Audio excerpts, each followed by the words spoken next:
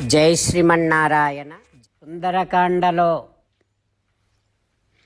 అయితే రావణుడు అనేటటువంటి ఒక రాక్షసుడు రాముడి మీద కోపం పెంచుకున్నాడు.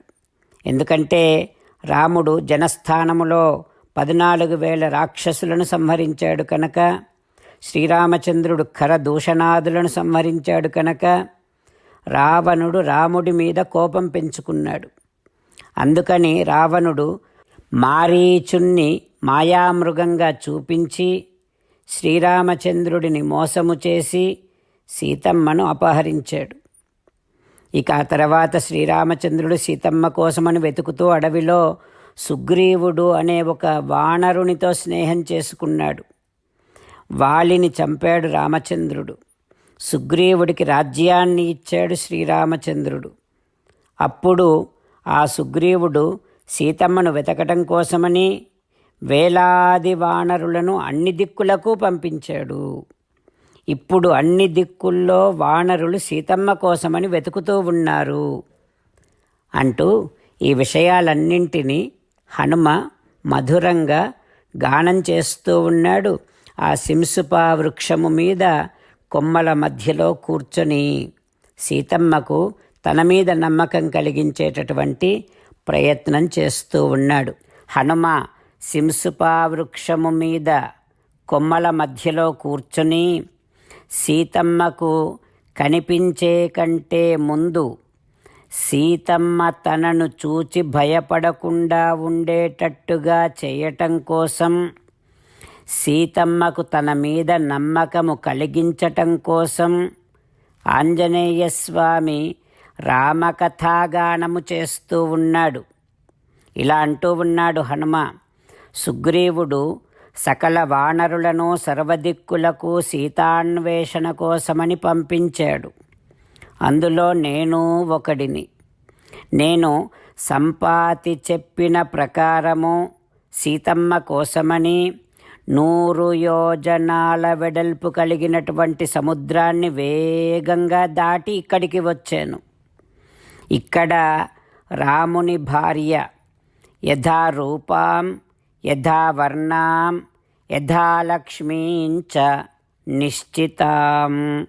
శ్రీరామచంద్రుని భార్య సీతమ్మ ఎట్లా ఉంటుందని విన్నానో, రామభద్రుని భార్య సీతమ్మ ఏ వర్ణములో ఉంటుందని విన్నానో, శ్రీరాముడి భార్య సీతమ్మ ఎంత కాంతివంతముగా ఉంటుందని నేను విన్నానో, ఇప్పుడు నేను ఆ సీతమ్మ దగ్గరికే వచ్చాను అంటూ హనుమ ఈ రకంగా రామకథాగానమంతా చేసి నిశ్శబ్దంగా ఉండిపోయాడు. సీతమ్మ ఆ ఆంజనేయ స్వామి మాటలు విని ఆశ్చర్యపడింది. ఉన్నమ్య వదనం భీరుః సింసుపా వృక్షం ఐక్షత. సీతమ్మకు ఒక్కసారిగా ఊరట కలిగింది, ఆశ చిగురించింది. ముఖం మీద వ్రాలిన తన ముంగురులను ప్రక్కకు అనుకుంటూ సీతమ్మ తన ముఖాన్ని పైకెత్తి సింసుపా వృక్షమును చూస్తుంది. మాటలు వినిపించాయి కానీ ఎవరూ కనిపించటం లేదు సీతమ్మకు. అన్ని దిక్కులా కలయ చూసింది.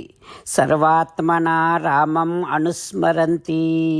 శ్రీరామచంద్రుడిని మనసులో ధ్యానిస్తూ ప్రహర్షం పరమం జగామ. చాలా కాలంగా పొందనటువంటి, చాలా కాలంగా చవి చూడనటువంటి ఒక ఆనందాన్ని పొందుతోంది సీతాదేవి. ఆ ఆనందపు పొంగులో సీతమ్మ సింసుపా వృక్షపు కొమ్మల మధ్యలోనికి మళ్ళీ చూసింది. అదిగో అక్కడ కనిపించాడు అంజనీపుత్రుడు. సీతమ్మకు అదిగో కనిపించాడు. రామచంద్రులను మనసారా ధ్యానము చేస్తూ పరమదయాలువు పరమశివుడు చెప్పిన పరమపావన రామనామాన్ని చెబుతూ మనము రామనామ గానము చేస్తూ ఉంటే అదిగో సీతారామచంద్రులు, పార్వతీ పరమేశ్వరులు, ఆంజనేయ స్వామి సకల దేవతలు, పితృదేవతలు, మహర్షులు, ఆచార్యులు, భాగవతోత్తములు అందరూ మనని చూసి ఆనందముతో అనుగ్రహిస్తున్నటువంటి దృశ్యాన్ని భావన చేస్తూ నోరారా రామనామగానము చేద్దాం. రామ రామ దశరథ రామ, రామ రామ దశరథ రామ, హే హే రాజా రామ, హే హే రాజా రామ, హే హే సీతారామ, హే హే సీతారామ. జై శ్రీమన్నారాయణ. భక్తులకు ప్రత్యేకమైనటువంటి విజ్ఞాపన. మీకు అన్ని విషయాలలో వెంటనే మంచి ఫలితాలు రావాలి అనంటే ప్రతిరోజు 1 నిమిషం వెచ్చించి నారాయణాస్త్రాన్ని చదవండి. ఇక మీకు తిరిగే ఉండదు. నారాయణాస్త్రాన్ని పొందడానికి మీరేం చేయాలంటే నారాయణాస్త్రం అనే వెబ్సైట్కి వెళ్ళి మీ పేరు, మీ ఈమెయిల్ ఇస్తే మీ ఈమెయిల్కి నారాయణాస్త్రం PDF వస్తుంది. అందులో ఒక రామాయణ శ్లోకం, ఒక గీతా శ్లోకం, ఒక విష్ణునామం ఉంటాయి. ఆ మూడింటిని కలిపి నారాయణాస్త్రం అంటాం. ప్రతి ఒక్కరికి వేరువేరు శ్లోకాలను ఇస్తున్నాం. ఆ రకంగా ఎవరి శ్లోకాన్ని వారు ప్రతిరోజు తప్పనిసరిగా చదవటం వలన ప్రతిరోజు ప్రతి 24,000 భక్తులతో ఒకసారి సంపూర్ణ రామాయణ పారాయణ, 33 సార్లు శ్రీమద్ భగవద్గీత పారాయణ, 24 సార్లు శ్రీ విష్ణు సహస్రనామ స్తోత్ర పారాయణ జరుగుతుంది. ప్రతి ఒక్కరికి అంతటి విశేష ఫలితము ప్రతిరోజు లభిస్తుంది. అందుకని మీరు, మీ కుటుంబ సభ్యులు అందరూ ఒక్కొక్కరు ఒక్కొక్క నారాయణాస్త్రాన్ని వెంటనే పొందండి. జై శ్రీమన్నారాయణ. శ్రీమద్ భగవద్గీత సారాంశముగా 18వ అధ్యాయములో 65 నుంచి 69 శ్లోకముల ద్వారా శ్రీకృష్ణ భగవానుడు మనందరినీ ఒక 8 పనులు చేయమని చెబుతూ పరమాత్మ ఈ రకంగా అంటూ ఉన్నాడు. ఎవరెవరైతే నేను చెప్పిన ఈ 8 పనులు చేస్తారో వారందరూ నాకు చాలా ఇష్టమైన వారవుతారు. అప్పుడు వారిని నేను సకల పాపముల నుండి, సకల దుఃఖముల నుండి విముక్తులను చేసి నా అంతటి వారిగా చేసుకుంటా, తరగని ఆనందాన్ని అనుభవింపచేస్తా. నిజమే చెబుతున్నా, ప్రమాణము చేసి చెబుతున్నా అంటూ సాక్షాత్తుగా దేవదేవుడైన శ్రీమన్నారాయణుడైన శ్రీకృష్ణ భగవానుడే మనను ఈ 8 పనులు చేయమని చెబుతూ ఉన్నాడు కనుక, హో శ్రీమన్నారాయణ, కరిష్యే వచనం తవ, తప్పకుండా చేస్తా, నువ్వు చెప్పినట్టే చేస్తా అంటూ మనం ప్రతిరోజు దేవదేవుడైన శ్రీమన్నారాయణుడికి ఈ రకంగా మాట ఇద్దాం. హో శ్రీమన్నారాయణ, నువ్వు చెప్పినట్టే నేను నిన్నే సంతతము ధ్యానము చేస్తూ ఉంటా. హో శ్రీమన్నారాయణ, నువ్వు చెప్పినట్టే నేను నీ భక్తుడిగానే ఉంటా.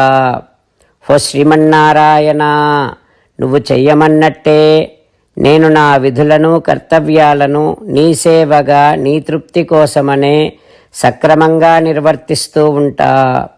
హో శ్రీమన్నారాయణ, నువ్వు చెప్పినట్టే నేను నీవాడిని అనే మహావిశ్వాసాన్ని సంతతము కలిగి ఉంటూ నా హృదయములో నీకే నమస్కరిస్తూ ఉంటా. హో శ్రీమన్నారాయణ, మామేకం శరణం వ్రజ, నన్నొక్కడిని మాత్రమే శరణు వేడుకో అని నువ్వే అన్నావు కనుక నేను నిన్ను ఒక్కడిని మాత్రమే శరణు వేడుకుంటా.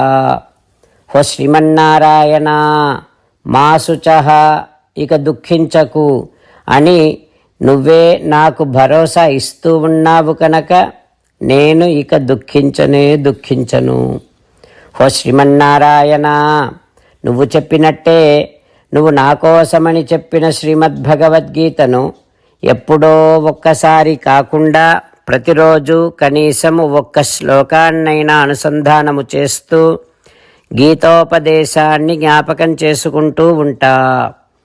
హో శ్రీమన్నారాయణ, నువ్వు చెప్పినట్టే నువ్వందరి కోసమని చెప్పిన శ్రీమద్భగవద్గీతను తెలియని భక్తులందరికీ తెలియచేసే నా వంతు ప్రయత్నాన్ని నిరంతరము కొనసాగిస్తూనే ఉంటా. ఓ శ్రీమన్నారాయణ, నేను నువ్వు చెప్పినట్టే చేస్తా, నీకు నచ్చినట్టే ప్రవర్తిస్తా, నీకోసమే పని చేస్తూ ఉంటా. కరిష్యే వచనం తవ. సర్వం శ్రీకృష్ణార్పణమస్తు. జై శ్రీమన్నారాయణ.